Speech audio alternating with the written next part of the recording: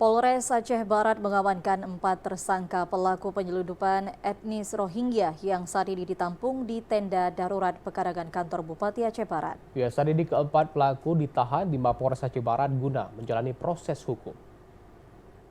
Keempat tersangka yang ditahan merupakan warga Aceh yang diduga melakukan penyelundupan etnis Rohingya.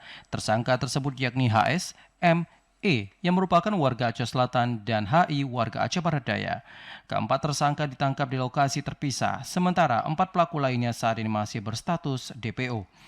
Kasat Reskrim Polres Aceh Barat, Ibtu Fahmi Suciandi mengatakan pelaku yang ditangkap merupakan anak buah kapal atau ABK KM Rizky, nelayan yang menjemput para imigran Rohingya di perairan Sabang, kemudian terbalik di Aceh Barat pada 20 Maret 2024. Rencananya, para pelaku akan membawa imigran tersebut ke daratan Nagan Raya dan selanjutnya dibawa melalui jalur darat ke Sumatera Utara dengan tujuan Malaysia.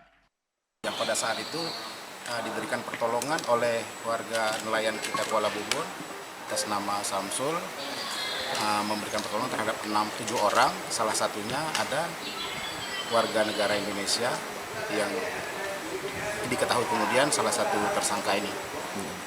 Yang selanjutnya lagi pada saat evakuasi oleh KN Sar Kresna, terdapat 2 orang lagi warga negara Indonesia yang kita duga sebagai pelaku juga kita amankan.